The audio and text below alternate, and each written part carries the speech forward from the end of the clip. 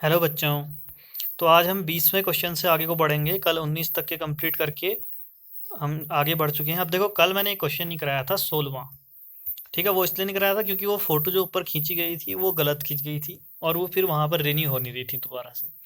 तो 16वां क्वेश्चन मैंने लास्ट के लिए छोड़ दिया है। तो लास्ट में सबसे नीचे बनी है उसकी फ़ोटो, तो वहाँ पर मैं कराऊँगा। अब जो भी मेरे स्कूल के बच्चे हैं वो इन वीडियोज़ को नहीं दिख रहे हैं, ये मुझे पता चल गया है।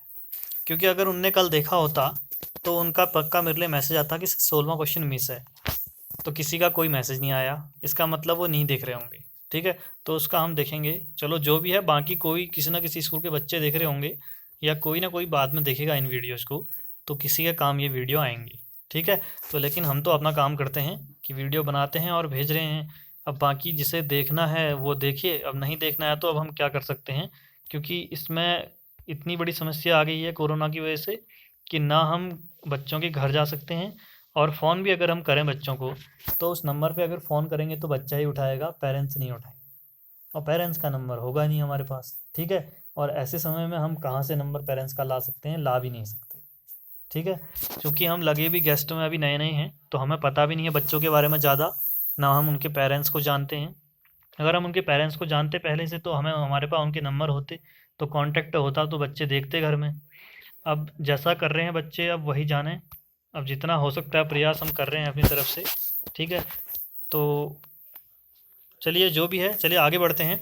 तो 20वें क्वेश्चन से बढ़ेंगे आगे को, और 16वां क्वेश्चन भी हम लास्ट में करेंगे। ठीक है, तो ये बाकी हिंदी मीडियम के बच्चों के लिए है जो देखें इसे, और उसके बाद ये इंग्लिश मीडियम के बच्चों के लिए 20वां क्वेश्चन, और ये 21 से लेके आगे को है। तो इसको पॉज करके क्वेश्चन को पढ़ लेना। ठीक है, अगर कहीं पे कन्फ्यूजन हो तो, या स्क्रीनशॉट खींच लेना।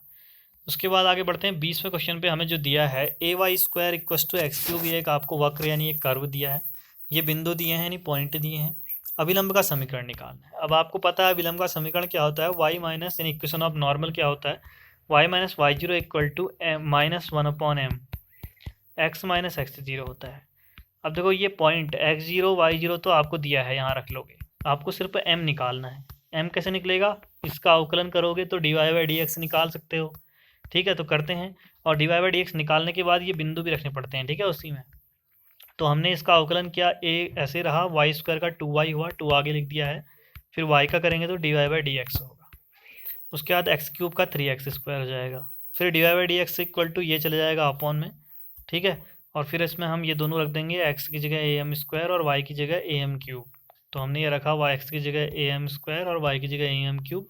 और यहाँ पे स्क्वायर ओपन हुआ, ऊपर ए स्क्वायर एम की पावर 4 हुआ, नीचे ए और ए मल्टीप्लाई हो गया तो ए स्क्वायर एम क्यूब हो गया। यहाँ पे ए स्क्वायर स्क्वायर कट गया और एम क्यूब से एक एम क्यूब कटेगा तो एक ही एम बचेगा। तो बचा क्या, 3/2 एम, यानी ये D Y by D X भी आ गया, ये बिंदु भी आपको दिए गए हैं। अब आराम से निकाल सकते हो अभिलंब का समीकरण। तो अभिलंब का समीकरण क्या हो जाएगा, Y minus Y zero equal to minus one upon M X minus X zero.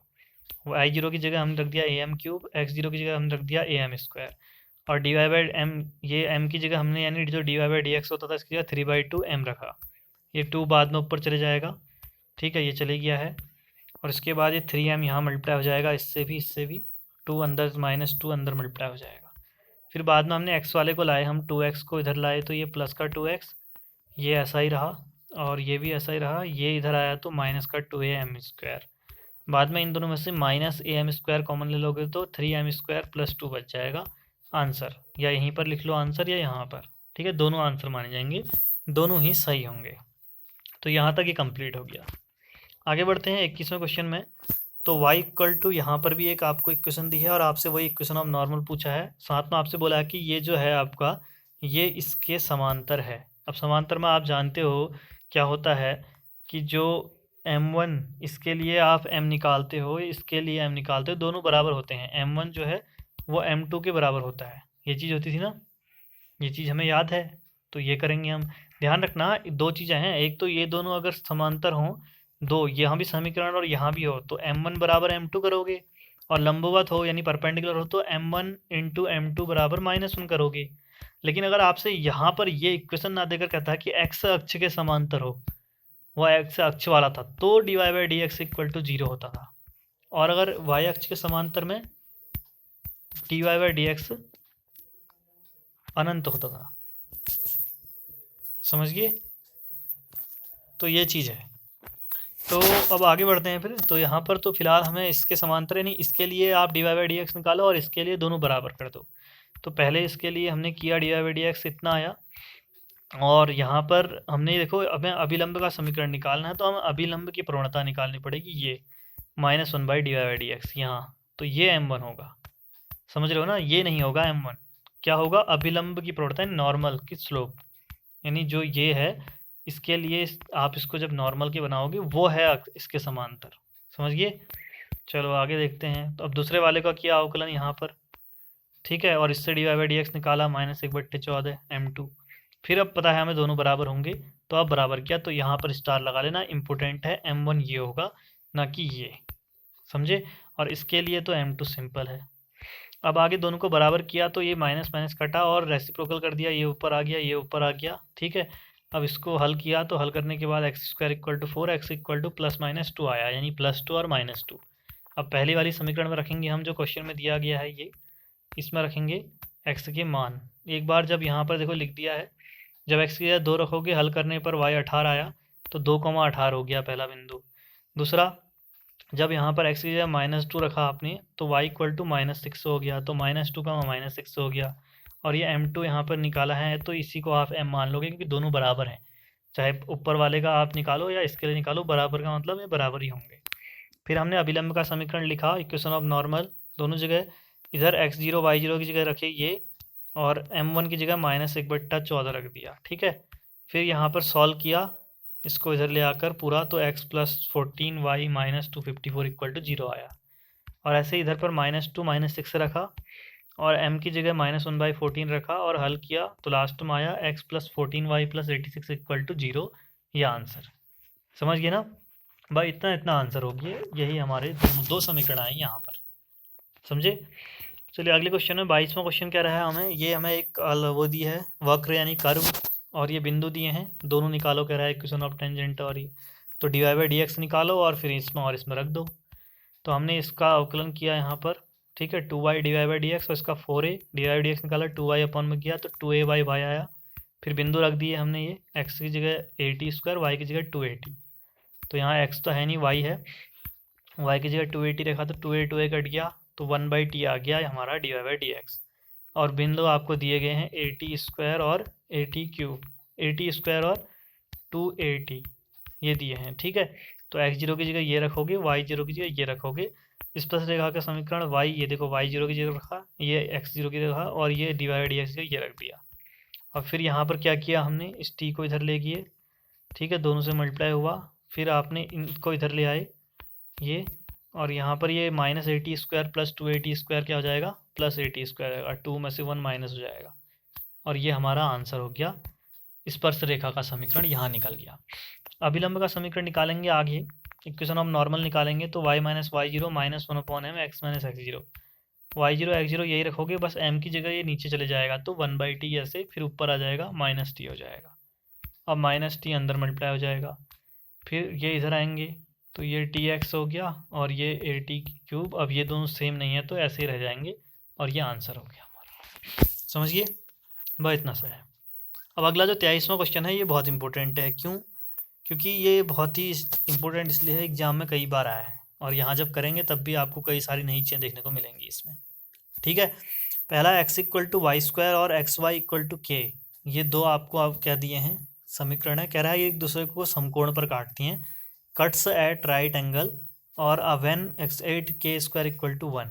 आपको ये दोनों 90 पे काटते हैं, तो m1 m2 = -1 होगा, आपको पता है। इसके लिए आप निकालोगे m1 पहले वाले के लिए, ठीक है, और इसके लिए m2 निकालोगे। फिर दोनों 90 डिग्री पर काटते हैं, एक दूसरे पर लंबवत हैं, ठीक है, यानी राइट एंगल पे हैं, तो परपेंडिकुलर हैं, तो m1 × m2 = -1 होगा। m1 की जगह यहाँ से और यहाँ से रखोगे, लास्ट में 8k² = 1 आना चाहिए। तो करते हैं, पहले वाले का अवकलन किया और हमने dy/dx निकाला, इसको m1 कह दिया। ऐसे दूसरे वाले का गुणा वाला नियम लगाया है ये, ठीक है, और फिर हमने dy/dx निकाला, तो ये आया m2। अब दोनों को राइट एंगल पे हैं, तो दोनों 90 पे -1, यानी दोनों का मान रख दिया, पहले का दूसरे का -1। फिर क्या हुआ, y कट गया यहाँ पर, या बाद में करो पहले करो, यहाँ पे हमने बाद में किया है, लास्ट में 2x = 1 आएगा। अब यहाँ पर इंपॉर्टेंट है, अब शुरू में आपको X Y square equal to ये और एक्स वाई इक्वल टू ये दिया था ना, हमने क्या किया यहाँ पर, हमने यहाँ वाई की जगह पर क्या रख दिया, एक्स की जगह वाई स्क्वायर रख दिया यहाँ। तो यहाँ से क्या हुआ कि वाई क्यूब इक्वल टू क्या है, वाई इक्वल टू के की पावर 1/3 आ जाएगा। अब इस वाई की पावर के बाई इसको हमने यहाँ रखा, तो एक्स इक्वल टू के की पावर 1/3 का स्क्वायर हो जाएगा, तो एक्स क्या आ जाएगा, के की घात 2/3 आ जाएगा। अब इस एक्स को हमने यहाँ रखा के की घात 2/3 में, क्यों रखा, क्योंकि हमें के रूप में निकालना है उत्तर। फिर हमने यहाँ पर क्या किया, दोनों तरफ हमने घन कर दिया, क्यूब किया, तो 2 का क्यूब कितना होगा 8, घन 8 होगा। यहाँ 3 और 3 कट जाएगा तो के स्क्वायर, यहाँ 1 का क्यूब तो 1 ही होता है, तो लास्ट में हमने यही निकाल दिया, प्रूव्ड। यही निकालना था ना, ये देखो के रूप में निकालना था, इसलिए हमने क्या करना पड़ा, ये वाला काम हमें यहाँ ब्रैकेट में करना पड़ा और फिर एक्स की जगह ये रखना पड़ा। समझ रहे हो ना, इसलिए इम्पोर्टेंट है यहाँ पर की वजह से, बाकी तो आसान है ऊपर तक। ठीक है, वैसे भी 12th क्लास में पढ़ रहे हो तो आपको पता होगा कि हर एक चीज़ इतनी आसान नहीं होगी, कुछ तो कठिन होगा ही होगा। ठीक है, तो ये चीज़ें ध्यान रखना। अगला क्वेश्चन देखते हैं अभी 24वां। यहाँ पर एक आपको वक्र दिया है, कह रहा है और बिंदु x0 y0 है, x0 की जगह x0 रखो, y0 की जगह y0 है। इक्वेशन ऑफ टेंजेंट इस पर का समीकरण और अभिलंब का समीकरण निकालो, बस एक dy/dx निकाल लो और रख दो। एक बार अवकलन किया इसका हमने, 2x हुआ एक्स स्क्वायर का, बाकी वैसा ही रहा, यहाँ वाई स्क्वायर का 2y हुआ, बी स्क्वायर ऐसा ही रहा, और y का करेंगे dy/dx, 1 का 0 हो जाएगा अवकलन। ठीक है, डिफ्रेंसिएशन। फिर यहाँ पर हमें ये इसको उधर साइड भेज देते हैं, फिर भेजते ही ये -2 कट गया और फिर ये बचा, फिर y को नीचे भेज दिया, बी स्क्वायर को ऊपर भेज दिया, तो ये आ गया dy/dx। इसमें x0 y0 रख दिया x को और y की जगह, तो इस तरह से हो गया। अब स्पर्शरेखा का समीकरण जब निकालोगे तो ये हमने फॉर्मूला एक्स y0 की जगह y0, x0 की x0 और m की जगह ये। अब है इम्पोर्टेंट, अब आपको यहाँ मल्टीप्लाई नहीं करना है अंदर बाहर कभी भी। अब क्या करना है ना, सीधे आपको क्या करना है कि जो ऊपर बी स्क्वायर x0 है ना, इसके अपॉन में आ जाएगा इधर, ये आया और वो वहीं बना रहेगा। अब इसको अलग, इसमें से y0 जो है y0 को इधर भेज दिया तो y0 मल्टीप्लाई हो गया, और इधर साइड से x0 को इधर भेज दिया तो x0 मल्टीप्लाई हो गया। फिर उसके बाद इनको ये बी स्क्वायर के अपॉन में भी, इसके अपॉन में भी और इसके अपॉन में भी लिख लिया अलग अलग, बी स्क्वायर को इधर, इसको दोनों के अपॉन में लिख दिया।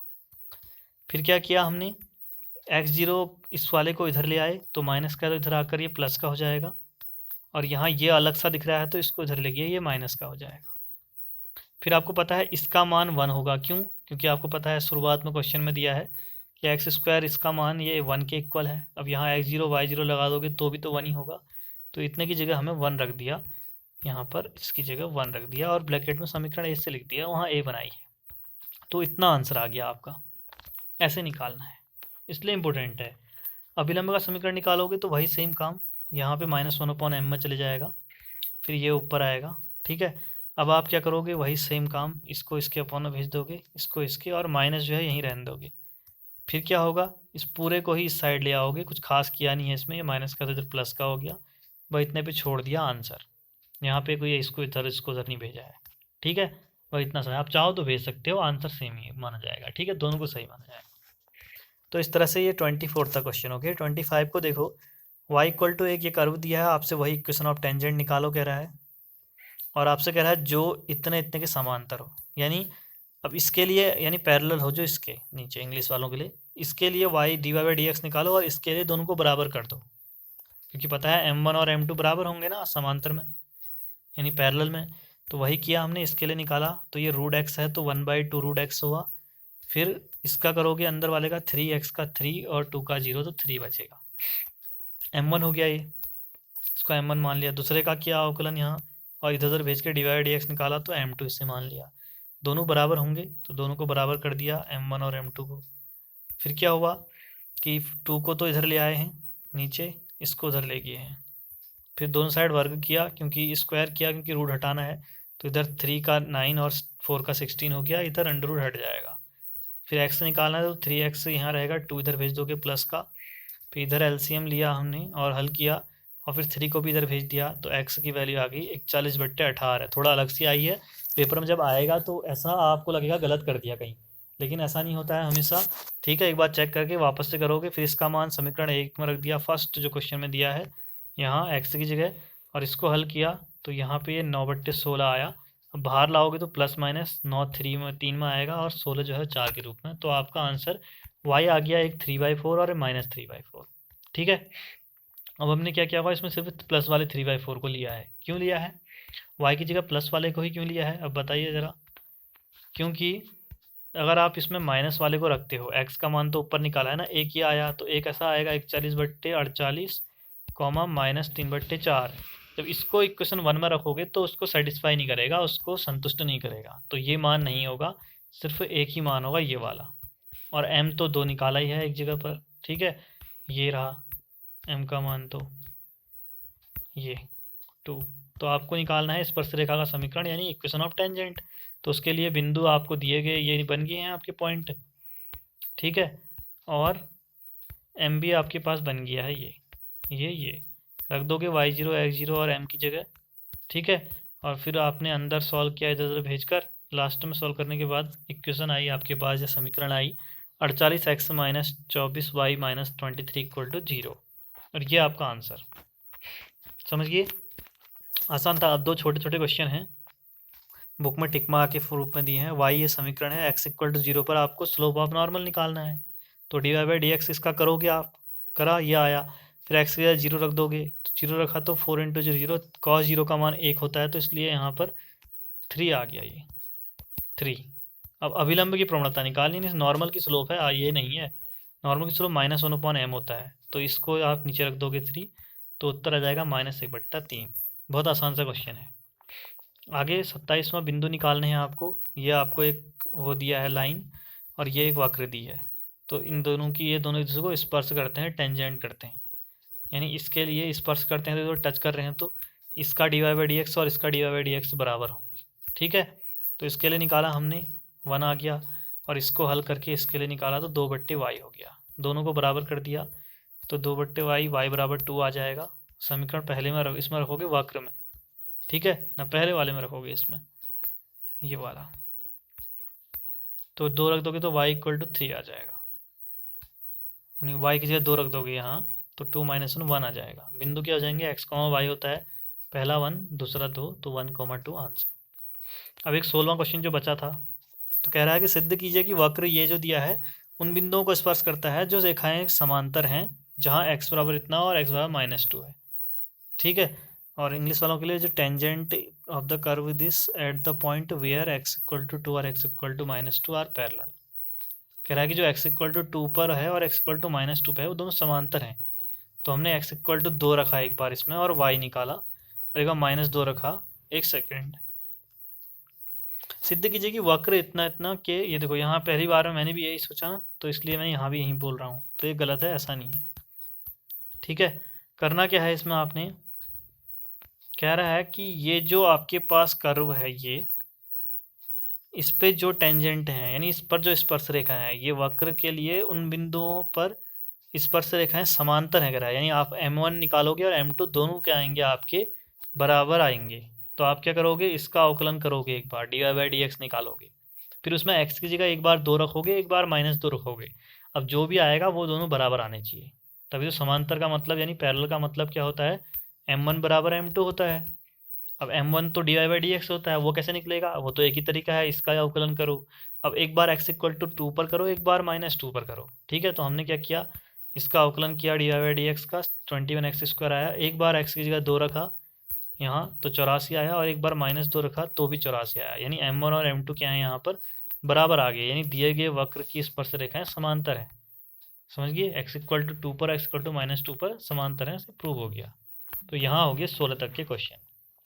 ठीक है, अगर किसी को डाउट होगा तो पूछना, अगर कोई देख रहा होगा तो मैं बताऊंगा। ठीक है, तो मिलते हैं अगले वीडियो में, तब तक के लिए बाय बाय।